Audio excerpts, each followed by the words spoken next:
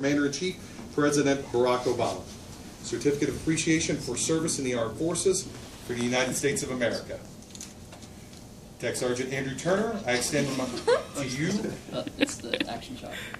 my personal thanks and sincere appreciation of a grateful nation and of your contribution of honorable service to our country.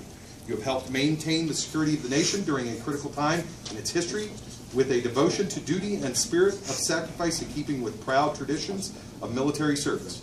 Your commitment and dedication have been an inspiration for those who will follow in your footsteps and for all Americans who join me in saluting you for a job extremely well done. My best wishes to you for happiness and success in the future. Signed, Barack Obama, Commander-in-Chief.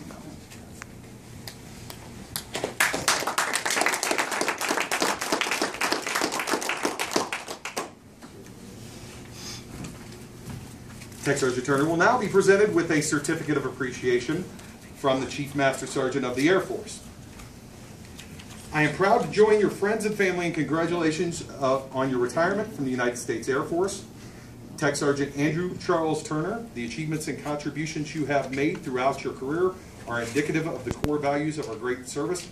The retirement is well deserved, but your selfless contributions will be sorely missed. On behalf of all airmen, thank you for your faithful and devoted service to our nation. As this chapter in your life closes and a new one begins, I hope the years ahead are filled with more great memories and continued success.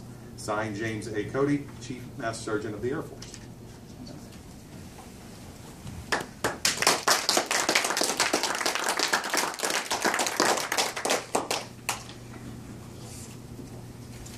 It's a time-honored tradition to mark the occasion of retirement for the military spouse to affix the retirement pin to the left lapel of the military member's uniform.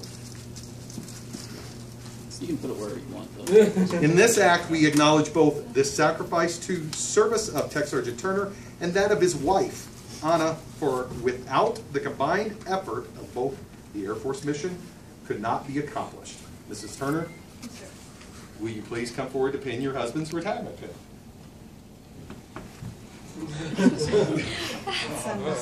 You want the back? You won't need the back.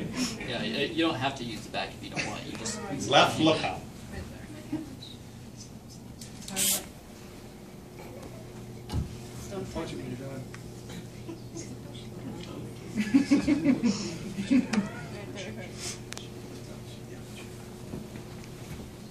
There are two ways to go about it.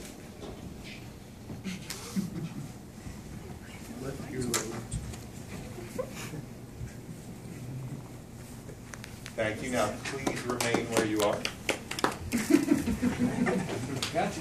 Captain Cobb will now present Mrs. Turner with the Air Force Certificate of Appreciation.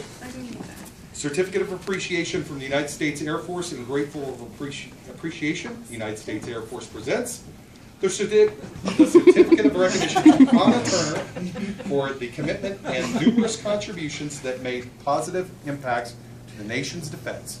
Thank you for your support, which gave strength and purpose to your spouse's service. Signed, General Mark A. Welsh III, Chief of Staff, United States Air Force, and Colonel Lance K. Landrum, Commander, 388 Fighter Wing.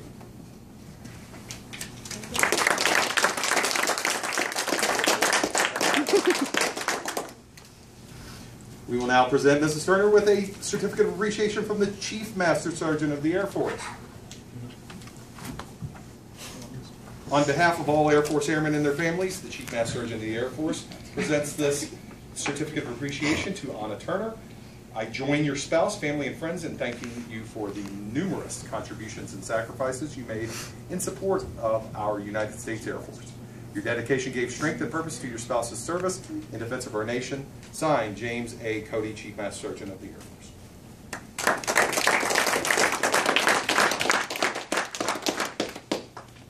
Okay, thank you, sir. Thank you, Mrs. Turner. You may take your seat. At this time, the men and women, yes, go ahead and be seated. Maintenance Analysis Flight will present Tech Sergeant Turner with a farewell gift to show a little love at his retirement. Oh, smiling. That's the way he wrote it. Nope. This one. Ready? Grab a hand. So, what we put together is a small token of our thanks. I swear I did not just rip it. a little plaque with the majority of MOS, all analysis, and hand signatures, funny sayings, which you are going to love to read later, and all the applicable coins and patches that we know are near and dear to your heart. So with this, we say thank you as a small token.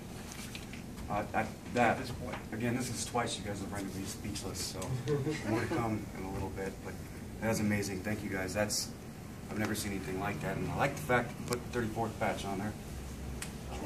Design and implementation was from, I won't say the majority of the office, because most of us have no talent or tact for putting this together. He said it, not me. So, I'll put this to the side. You want to hear it? Sure. Please don't break it. Thank you. Okay.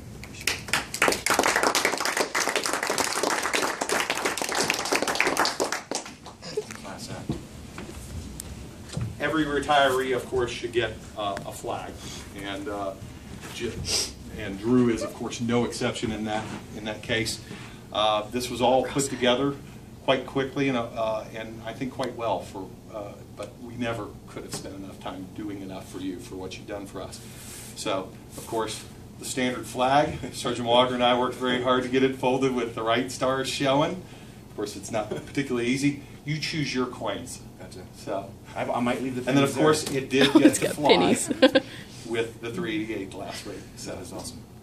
That was awesome. And I'll just Gotcha. these. Thank you.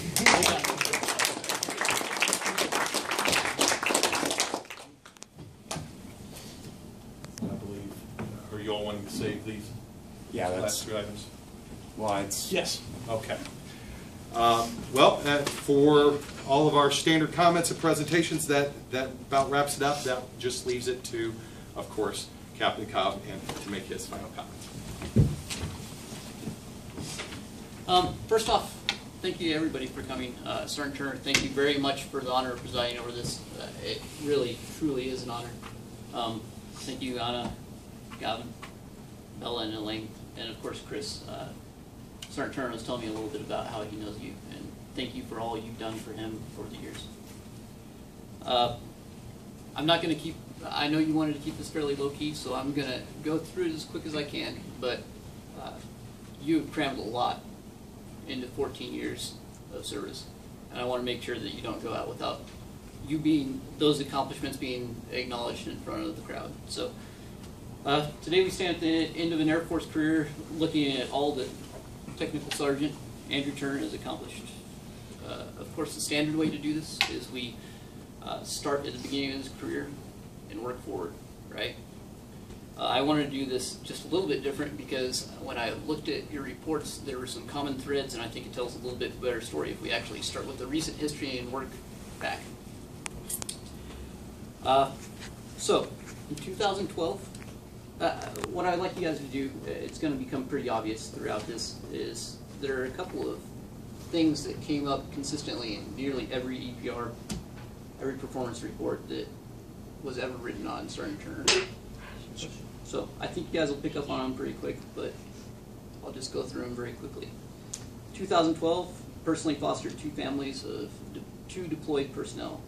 You were specifically mentioned as being vital to Maintenance Operations Squadron Arena Excellence on the 2009 LCAP, which was, of course, mentioned in the declaration just a few months ago. 2011, you were promoted to Technical Sergeant.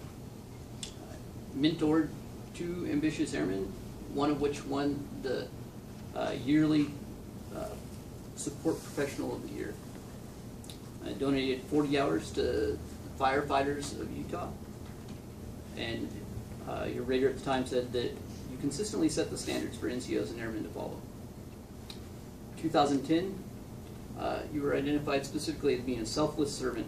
You volunteered at Primary Children's Medical and you earned the 34th AMU's Dedicated Crew Chief of the Year for 2009. In 2009, your rater said you were the absolute best maintainer. That's a direct quote out of there. You were the 388th Fighter Wing Commander's Dedicated Crew Chief. You donated monthly to St. Jude's Children's Hospital, and you were again the 34th AMU's Dedicated Crew Chief of the Year for 2008, 2 years running. 2008, of course, you deployed for Operation Iraqi Freedom. You were the key to Phase Doc success, earning the 388th Equipment Maintenance Squadron's Flight of the Year. So Phase was the best of that entire squadron during that year. Then direct quote out of that EPR as well. You were a hard charger, consistently exceeds the standard, efforts garnered the 388th Maintenance Group Knuckle Buster of the Year. Donated time to St. Anne's Homeless Shelter. 2006, you were promoted to Staff Sergeant. Exceptionally talented aircraft maintainer. Volunteered to coach 10 to 12-year-olds in baseball, and you were the 36th AMU's Maintenance Professional of the Year for 2005. 2005, of course, you consistently produced outstanding results. 22 of 22 aircraft were generated within the appropriate amount of time, all of which without any turnbacks or rejects, which I know that may be a mystery to a lot of people, but that is no easy task. 22 aircraft, that's dang near impossible. Outpaced your peers in every possible situation, is the direct quote out of that EPR. 2004, you exhibited selfless dedication to peers. You're a great example for others to emulate. You're a highly respected and dependable mentor, and guided 23 airmen to successful upgrade proficiency. 2003, this is before you were promoted to Staff Sergeant. Unparalleled leadership.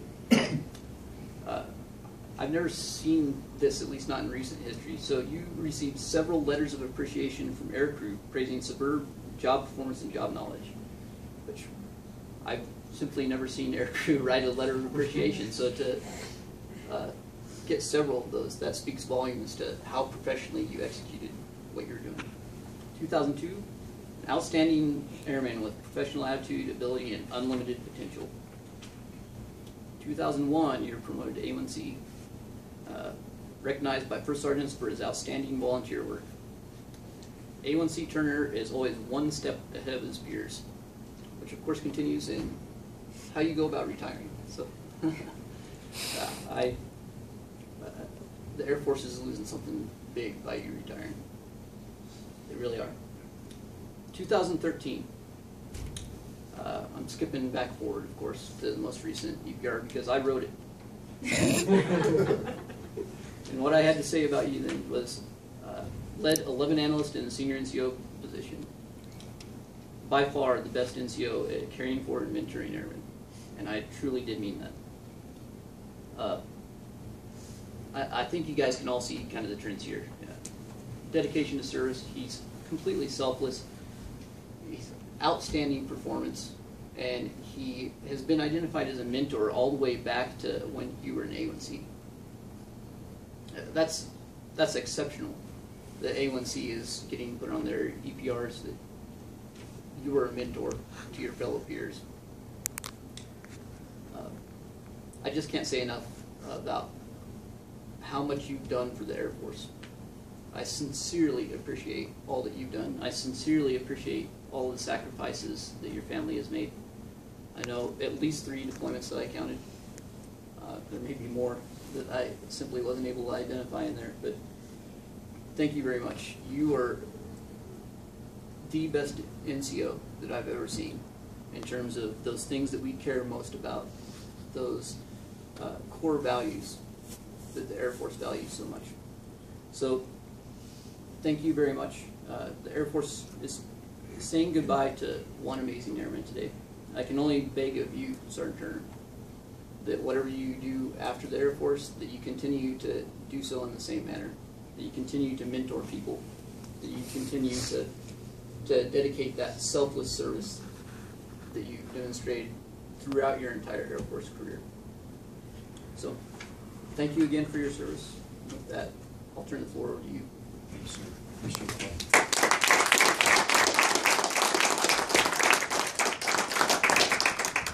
Before I nervously push my way through this, I'd like to actually open up the floor to anybody that may or may not want something to say, and I'll wait till that awkward silence for me to jump in.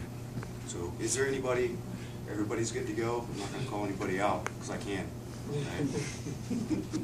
Okay, well then I'll just jump right into this. Sorry, I covered up your notes. It's okay, sir. You should have me I'm crossed out. so unprepared. I'm so unprepared. Like Ron Burgundy pulling out the flute. All right. Before I get started with this, I can't help but to tell you thank you so much for the time that everybody put into this. I know it was a pain in the butt, Sergeant Widrick, Sergeant Gibson, entire team back there, Anna, kiddos, Chris. I know it was a pain in the butt. Jamie, I realized I did not thank you for all your dedication, what you did for my going away. I brought this back in because I got to tell you, I'm like a proud daddy to that thing. Like seriously, don't get too close to it. Get back. Get away from the mud. I don't know whether to drink a beer out of that thing or just stare at it. I really don't. Again, I'm a proud daddy for that. Thank you so much for that. Well, I'll be drinking a beer in those things. I've heard that tonight. But I remember thinking the other day, because I started typing this up about 2 weeks ago, I have never been so freaking nervous about this in my entire life. I've written hundreds of speeches and essays, and I can combine those collectively, and they're not near to how nervous I am right now. So you're going to see me turn all kinds of shades of red. That's all right. You'll make fun of me afterwards. Now, there's a select few of you that know that I'm part cheesy, part comical, and I'm part serious. That makes a good crew chief, in my opinion. So this speech, no kidding, is going to be a little bit of three, with all three of those ingredients. And I was extremely nervous about writing it. And I was quick to determine why I was so nervous, and I can easily attribute that to just how much respect, honor, and pride I have for all of you in attendance and all that you've done for me. So thank you. All right, so crew chiefs, you know, we all have our sayings, we all have our pride, and we all love what we do. So I'm going to roll right into this. Master Sergeant Isaacs and Master Sergeant Walker, can you please do me the honor of finishing this sentence? Sirs, if it fights, let me try that again. If it turns, burns, banks, and rolls, Crew chief made it happen. that's what I'm talking about. Got to get that down the first time I say it, though.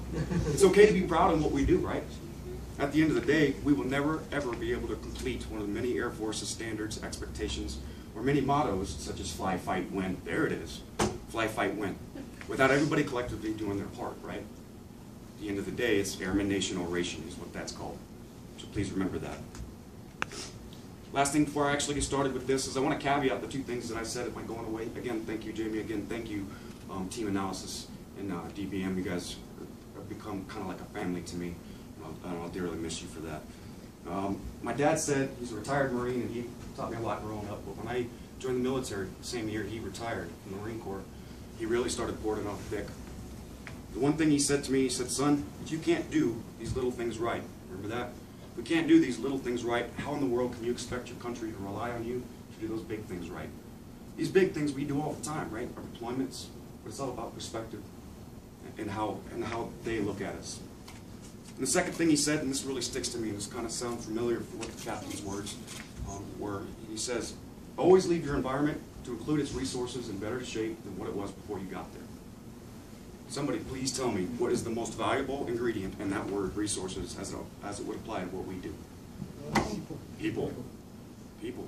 A fully configured F-16 Fighting Falcon is worth nearly $32 million, correct? Sergeant Walker, please answer me this. What is a fully configured F-16 Fighting Falcon worth without people? Nothing. God damn thing. Pardon my language, rule number 7. Nothing. It's worth nothing. So that's why I really wanted to foot stomp that again. So ladies, gents, sirs, ma'ams, Anna, kiddos, Chris, all of you here, thank you for taking time out of your busy schedules to be here. Here stands an honored man, an honored father, an honored husband, an honored friend, and an honored colleague to our country's best airmen. The man that stands here only stands here for where you've all taken me and carried me. Even at the time, I may not have known it. See, I may not have known it, but see, that's what wingmen do. We look left when we look right, and we put eyeballs on eyeballs. We make sure our fellow airmen are supported, but I'll get to more on that topic in a moment. Can you tell I'm still nervous? So what's pride, honor, respect, or even resiliency? I'm going to attempt to tell you what those words mean to me.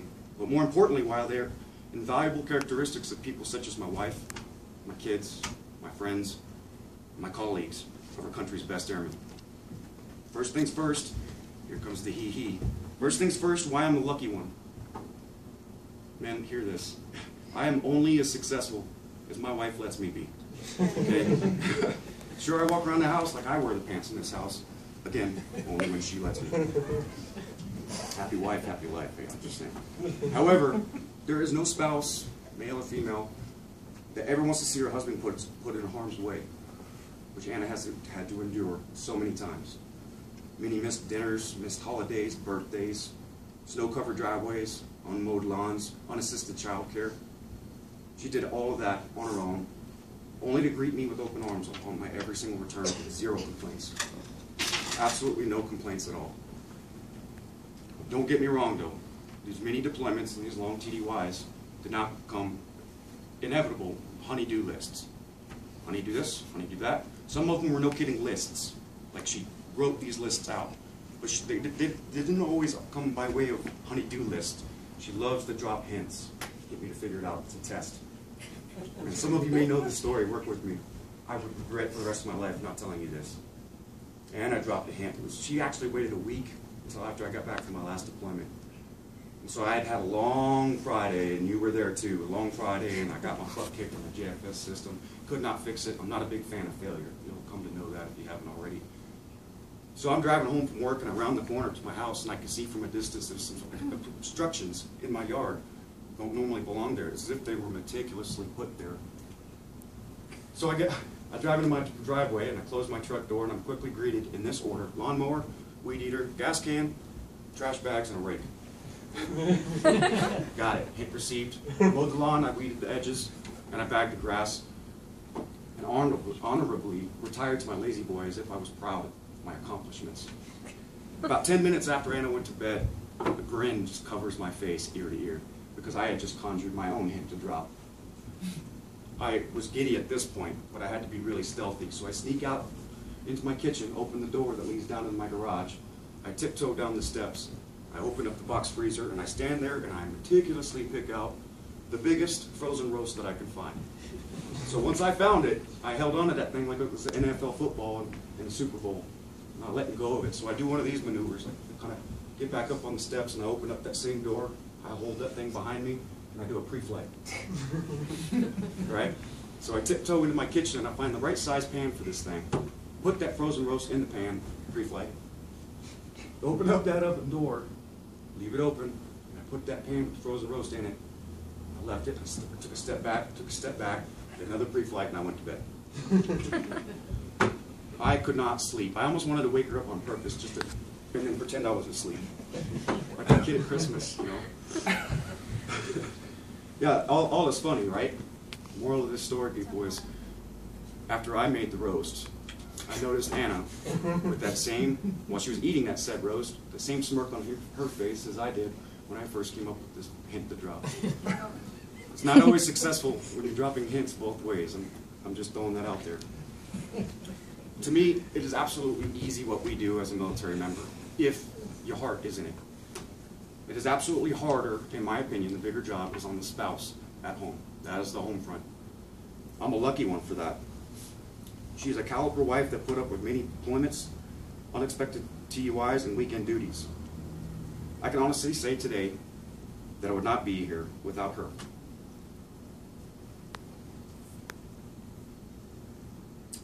Thank you. I love you, and I'm looking forward to many more years with you. And I know that these flowers don't do justice to just how caliber, or just to the magnitude of my appreciation for what you've done for not only myself, but for these three little guys too. So thank you so much for that. I gotta sneak in a kiss. Thank you, Anna. However, I will say, I know flowers don't do justice. I will say, Anna, it is my turn. It's my job now to support you on any of your future endeavors.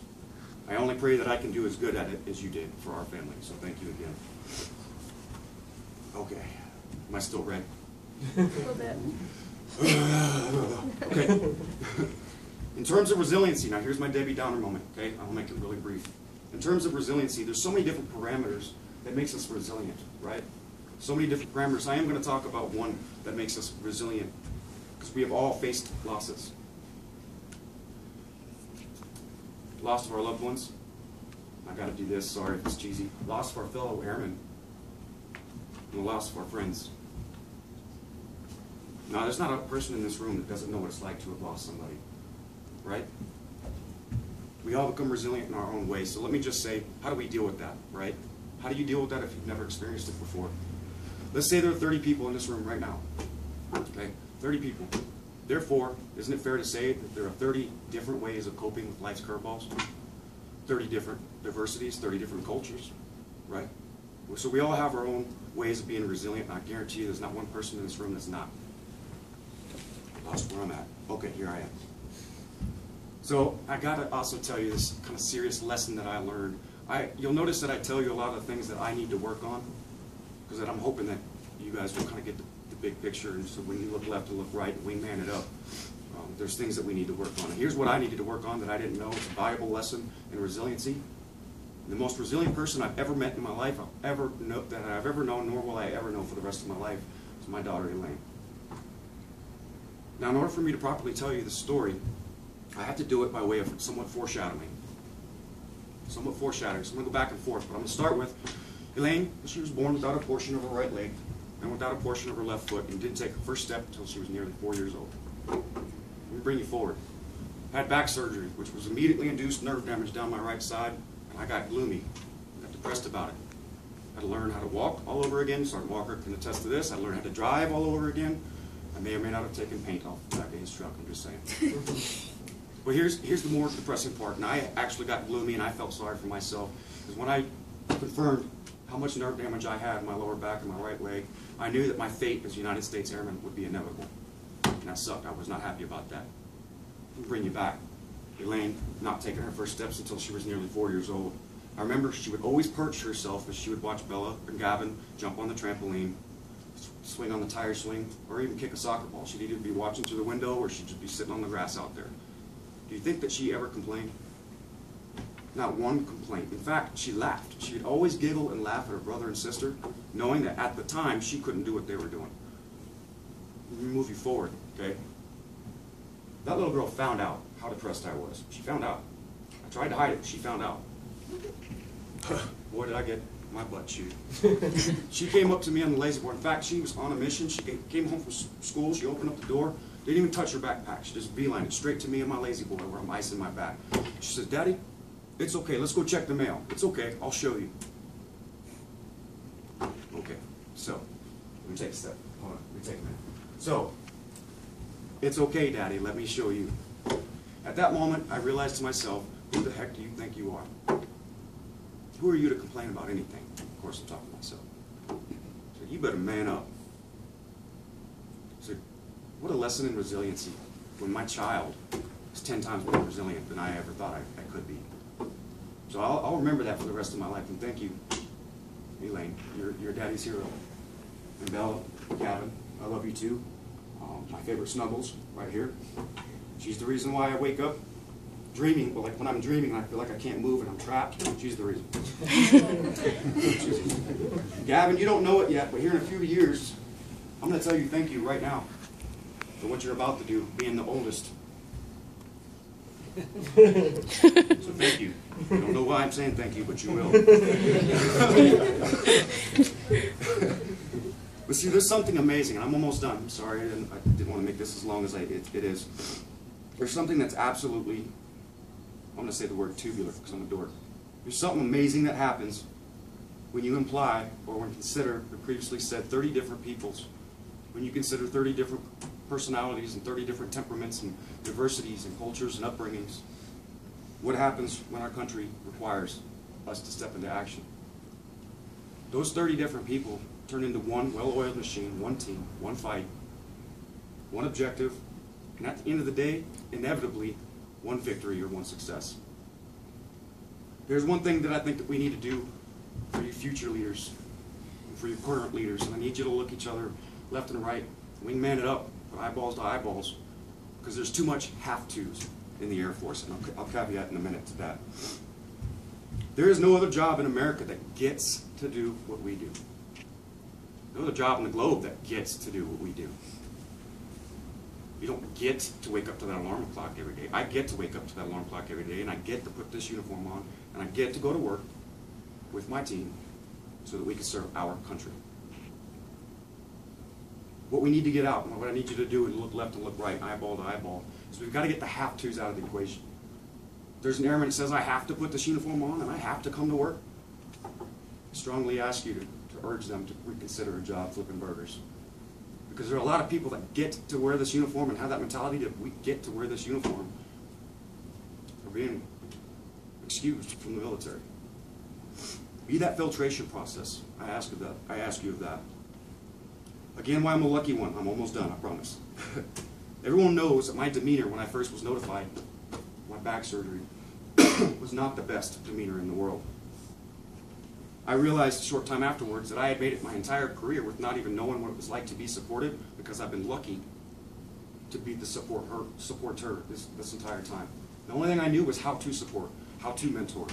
I didn't know what it was like to be supported. My wife, my kids, you're Muffet. You're Muffet. You're the most badass DBM and analysis office out there. You're good. You're good. My friends, my supervision came through with flying colors to support me. So again, thank you. I was really reluctant to even have a retirement ceremony. I won't say he made me, but he forced my hand. But I'm glad I did, because you're right. I really would have regretted this for the rest of my life. So thank you for all of the mentorship.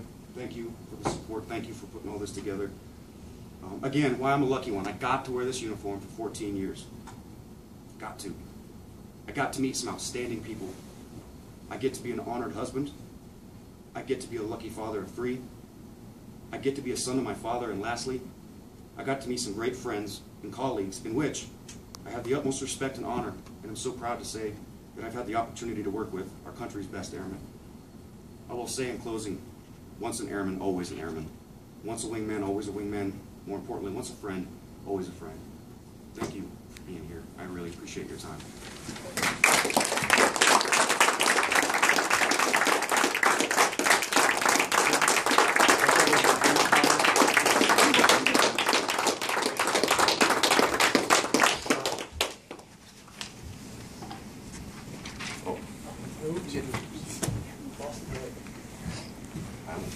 Okay, ladies and gentlemen, this concludes today's ceremony. You are all invited to join the Turner family for a small reception here in the MOS conference room.